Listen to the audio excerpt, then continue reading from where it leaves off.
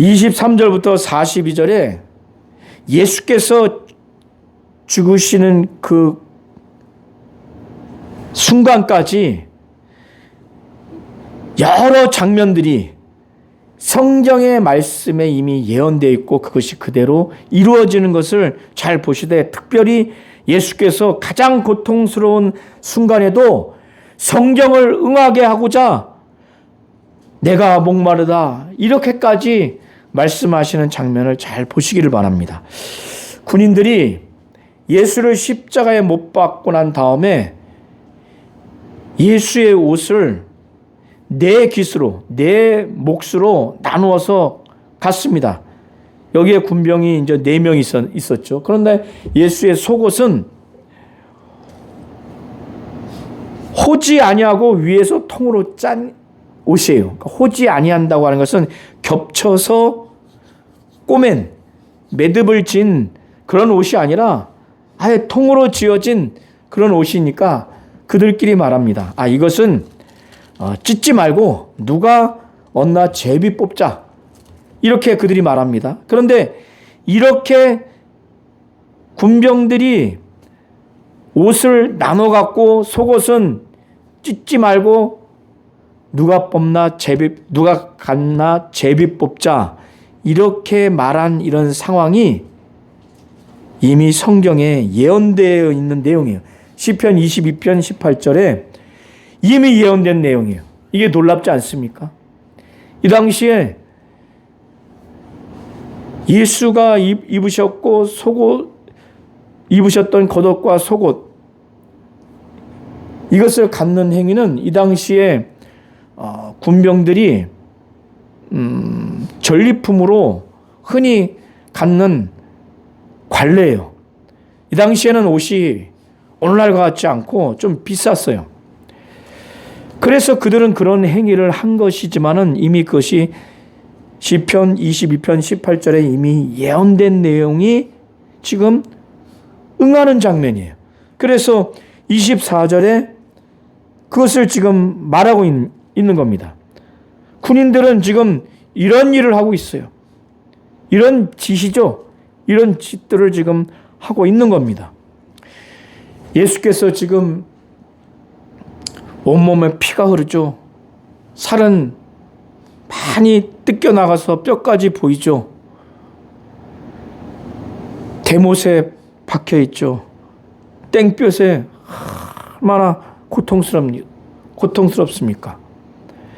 이런 상황에서도 자신이 죽은 다음에 자신이 말씀과 치유 사역을 통해서 그의 공생의 사역을 통해서 믿음을 전달을 믿게 하려고 했던 그들, 살아계신 하나님 아버지를 그들로 하여금 알게 했기 때문에 그 이후에 남아있는 자들이 신앙의 공동체로 아주 굳건해서 신앙생활을 잘 할 수 있도록 그것만을 생각하고 나머지 제자들은 다 도망갔기 때문에 이 십자가 곁에 많은 여인들이 있고 또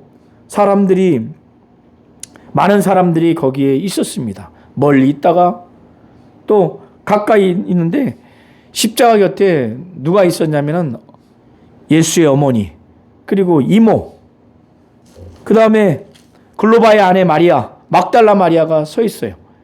그런데 예수께서 자기의 어머니와 자기가 정말 사랑하는 그 제자, 여기는 사도 요한으로 보여지는데 요한과 어머니를 보시고 이제 믿음의 공동체로 굳건히 신앙생활하고 또 제자들은 주님의 사역을 계승하는 그 사도로서의 사역을 하기를 바라는, 자기가 하늘로 올라가신 다음에 남아있는 이 믿음의 사람들을 위해서 이제 말씀을 하는 거예요. 그 중에 대표적으로 어머니와 사도 요한을 향해서 이제 말합니다. 어머니를 보시면서 사도 요한을 일컬으면서 여자여 아들이니이다. 그러니까 어머니에게 여자여 하는 것은 오늘날 입장에서는 무시하는 표현일 수 있지만은 이 당시에는 좀 높이는 말입니다. 다른 사람의 아내를 높일 때 부인이라고 하듯이 높이는 표현이에요. 그러나 본질적으로 왜 어머니라고 하지 않고 여자야 했는가? 이제 하나님이고 하나님의 아들로서 공적 신분으로서 피조물인 어머니를 향해서 이제 공식적으로 말하는 그 측면인 겁니다. 그러나 자기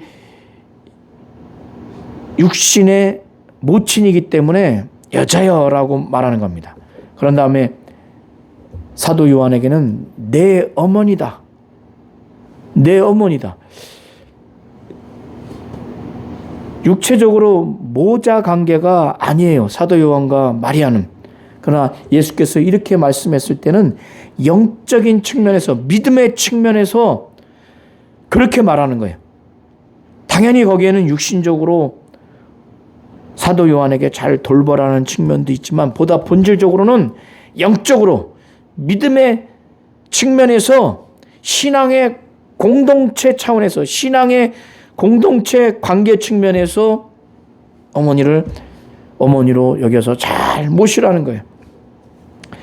사도 요한은 이것을 알아듣습니다. 이 말씀을 한 그때부터 그 제자가 자기 집에 모셨어요.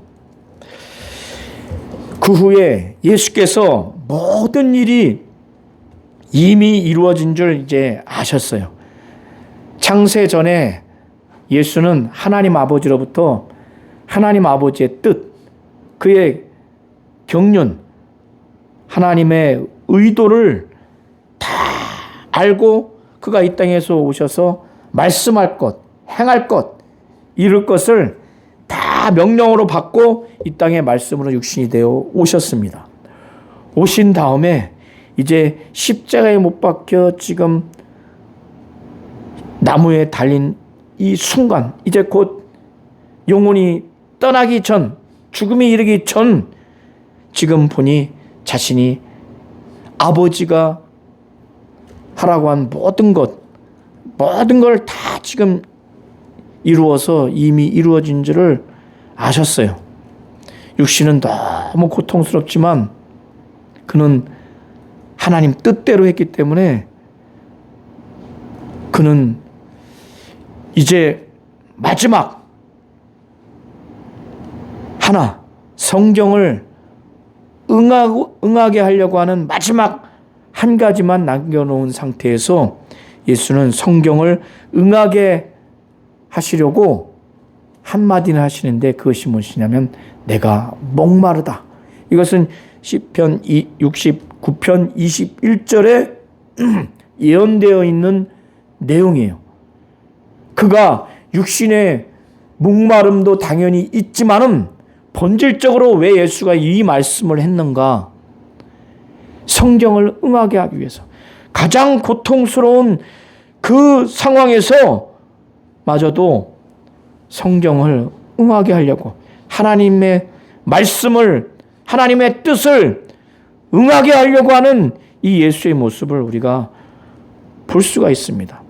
그러니까 그걸 들은 군병들은 이 당시에 일반 사람들이 또 군병들이 먹었던 그 음료수에 해당되는 신포도주, 물과 포도주를 섞고 또 다른 것을 섞어서 만드는 신포도주, 포도주 식초라고도 하는데 여기에 해면을 적셔서, 여기서의 해면은 개솜입니다. 적셔서 우술초, 허브 향이 있는 잎사귀가 많이 달려있는 약 50cm 정도 되는 우술초에 메어서 예수의 입에 댑니다. 예수는 그거를 받으신 후에, 그것을 드신 후에 이제 다 이루었다, 이 말씀을 하시고 머리를 숙이니까 영혼이 떠나갑니다. 자, 이 예수가 다 이루셨어요. 자, 마태, 마가, 누가복음, 공관복음에는 이 예수께서 돌아가시는 과정을 좀 더 자세히 표현했는데, 그때 예수께서 자기를 십자가에 못 박은 저들을 향해서 저들이 하는 것을 알지 못합니다. 저들을 사하여 주옵소서. 이런 내용으로 하나님 아버지께 기도합니다. 그리고 그는 하나님 아버지께 절규하기를 큰 목소리로 엘리 엘리 라마 사막다니, 그러니까 이를 번역하면 나의 하나님 어찌하여 나를 버리셨나이까. 너무너무 고통스러우니까 아들이 가장 사랑하는 아버지로부터 버림받아야 되는 저주를 받는 그 고통을 절규하면서 말씀한 거예요. 인간이 받아야 될 저주와 고통을 그가 대신 짊어진 겁니다. 예수께서 무슨 죄가 있어요? 그는 하나님이고 하나님의 아들이에요. 오직 인간의 죄를 예수가 대신 짊어지셔서 죄인으로 취급받아서 채찍을 맞고 조롱당하고 죽으신 거예요. 그리고 아버지 품속에서 독생하신 하나님인데 하나님 아버지와 3일 동안 단절되어야 하는 그 고통, 그리고 아버지가 창세전부터 가장 사랑하는 그 아들인데 하나님 아버지로부터 저주받아야 되는 그 고통. 예수는 나의 하나님 어찌하여 나를 버리셨나이까. 너무너무 고통스러운 그 절규를 하는 겁니다. 그리고 큰 목소리로 그는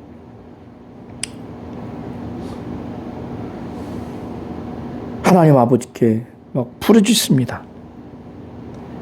내 영혼을 아버지 손에 부탁하나이다. 의탁하나이다. 이런 내용으로 예수께서 절규하시면서 돌아가셔요. 그런데 초자연적인 현상이 일어납니다. 하나님이 그렇게 일으키신 거예요. 해가 어두워지고 해가 빛을 잃어요. 어두워집니다. 막 땅이 진동하고 바위가 터지고 무덤이 열려서 무덤에서 있던 성도들이 일어납니다. 예수가 부활한 다음에 그 무덤에서 일어난 자들이 성에서 다 자기 자신들을 보여요. 그러니까 이 광경을 보던 백부장과 그 곁에 있는 사람들이 두려운 거예요. 이 백부장은 미약하게나마 믿음이 생겼어요. 두려우면서도 하나님께 영광 돌리면서 그가 말하기를 정녕 예수는 의인이었다. 그는 하나님의 아들이었다. 이게 이제 공관복음에 나와 있는 내용입니다. 자, 그런데 예수께서 돌아가신 그 날이 이제 금요일인데 아마 오후 3시에 아마 돌아가신 것으로 보여지고 이제 6시면은 유대인의 유월절이 시작됩니다. 안식일이 시작돼요. 그러니까 이 유대인들은 이 상태로 예수가 십자가에 못 박힌 상태로, 강도 둘이 십자가에 못 박힌 상태로 땅을 더럽힌 상태로 유월절을 시작할 수가 없어요. 안식일을 시작할 수가 없습니다. 그것은 신명기 21장 22절부터 23절에 이미 나와 있는 내용이에요. 그러니까 그들이 그 말씀을 근거로 해서 총독 빌라도에게 요청을 합니다. 이날은 준비일이라. 유대인들이 그 안식일이 큰 날이므로. 왜 안식일이 큰 날이라고 하냐면 이 당시에 안식일은 유월절과 겹쳤어요. 그러니까 큰 날이라고 하는 거예요. 큰 날이므로 그 안식일에 시체를 십자가에 두지 아니하려 하여 빌라도에게 그들의 다리를 꺾어 시체를 치워달라고 해요. 이게 십자가에 못 박힌 사람이 그나마 폐에 산소를 공급하기 위해서 다리를 움직여서 폐에 산소를 공급하는데 빨리 죽이도록 다리를 꺾어서 시체를 치워달라는 거예요. 그러니까 그거를 허락을 해서 군인들이 가서 보니까 강도 둘은 살아있어요. 그래서 다리를 꺾습니다. 강도 둘은. 그런데 예수를 보니까 예수가 이미 죽었어요. 그런데 그중 한 군인이 한 1m 정도 되는 창인데 창을 가지고 예수의 옆구리를 찌릅니다. 찌르니까 예수의 물과 피가 막 쏟아져요. 이것을 본 사람은 사도 요한이에요. 자기가 본 것이 실제 상황이고, 그리고 자기가 본 것을 지금 말하는 것이 참이라고 말해요. 자기가 실제 본 것, 이 참인 것을 지금 증언하는 것은 예수를 믿도록 하기 위한 것이라고 35절에 마치 제3자를 표현하듯 하면서 말합니다. 이를 본 자가 증언하였으니, 이를 본 자는 사도 요한이에요. 그 증언이 참이라. 그가 자기의 말하는 것이 참인 줄 알고 너희로 믿게 하려 함이라. 여기서는 가깝게는 예수께서 창에 찔린 그 장면인데, 그것뿐만 아니라 다리가 꺾이지 않은 것, 그 외의 내용을 아마 포함해서 이해하셔도 됩니다. 지금 예수께 일어난 일이 이것도 이미 성경에 예언되어 있는 내용이라고 사도 요한은 이것을 기록합니다. 36절과 37절에 이 일이 일어난 것은 그 뼈가 하나도 꺾이지 아니하리라 한 성경을 응하게 하려 함이라.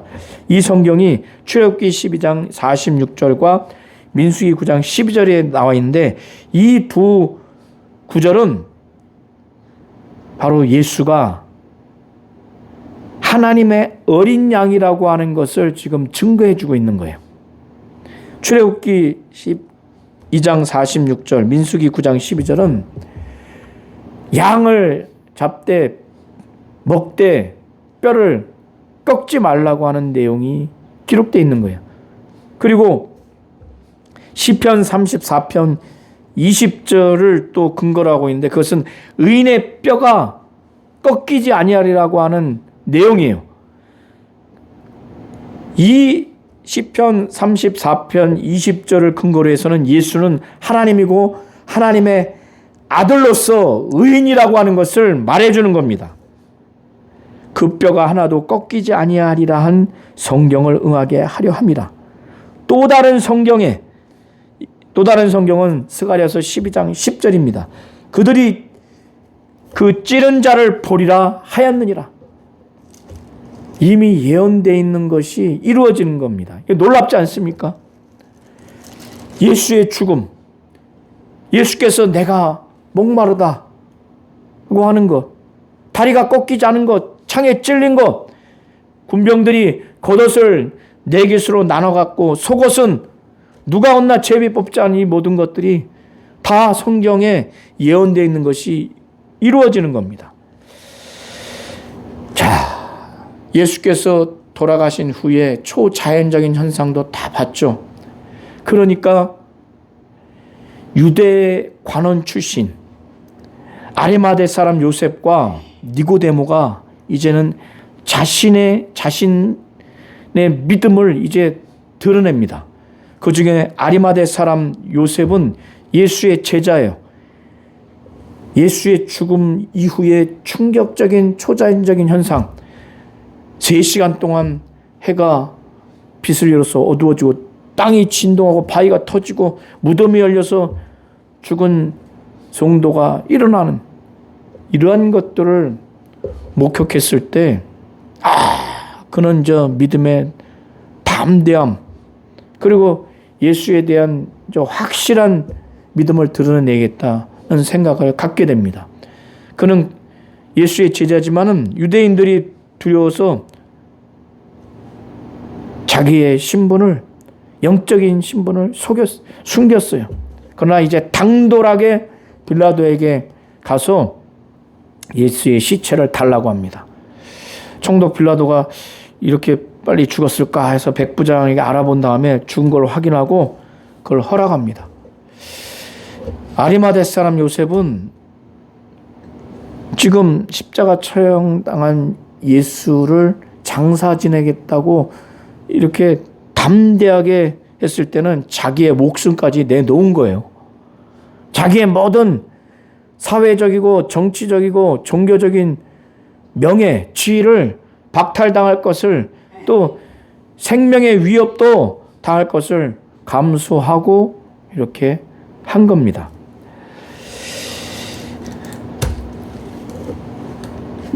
요한복음 3장과 또 요한복음 7장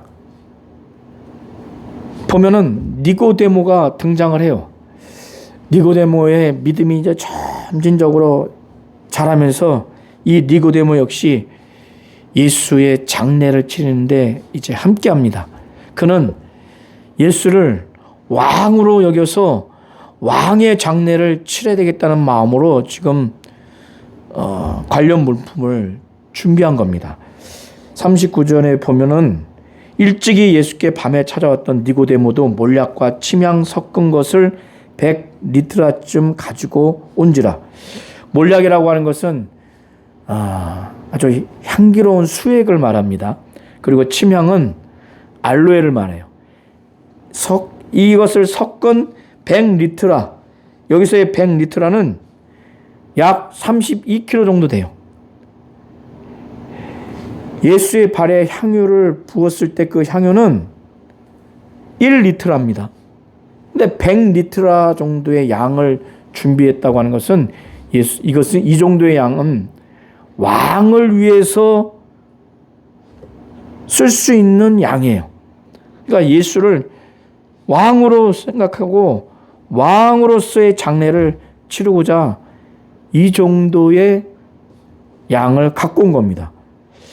그래서 예수의 시체를 가져다가 유대인의 장례법대로 향품, 여기서의 향품은 몰약과 침향을 섞은 것을 말합니다.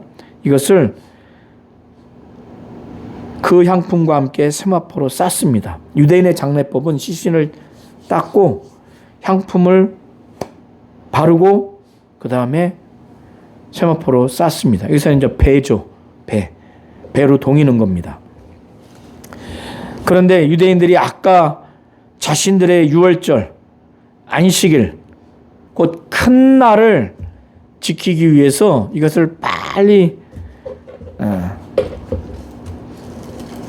처리하고자 시체를 꺾어서 십자가에서 빨리 치워달라고 그렇게 했죠.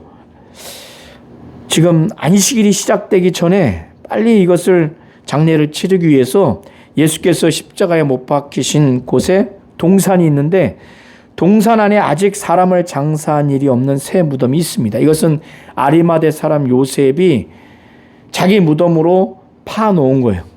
거기에 예수의 시신을 거기에 안장을 합니다. 이 날은 유대인의 준비일이에요. 그러니까 유월절 전날, 안식일 전날이에요. 사도 요한이 이 얘기를 한 것은 모든 인간들의 죄를 짊어지시고 저주를 담당하시기 위해서 예수께서 하나님의 어린 양으로서 십자가에 못 박혀 피 흘려 죽으신 이것을 진정한 하나님의 어린 양으로서 희생제물, 향기로운 제물로서 예수께서 장사되셨다는 것을 지금 말하는 겁니다. 이날은 유대인의 준비이요 또 무덤이 가까운 거로 예수를 거기 두니라. 그러니까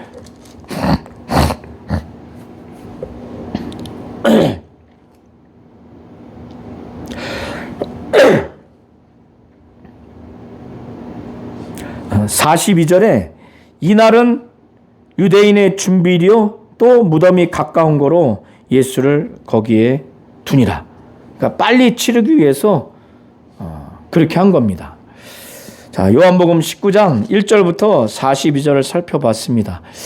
이 19장 전체는 예수의 죽음은 이미 창세 전에 하나님의 뜻대로, 하나님의 경륜대로, 곧 하나님의 의도대로 이루어진 죽음이라는 것, 그리고 성경에 이미 예언된 대로 죽는 죽음이라는 것을 그런 구도로 보셔야 됩니다.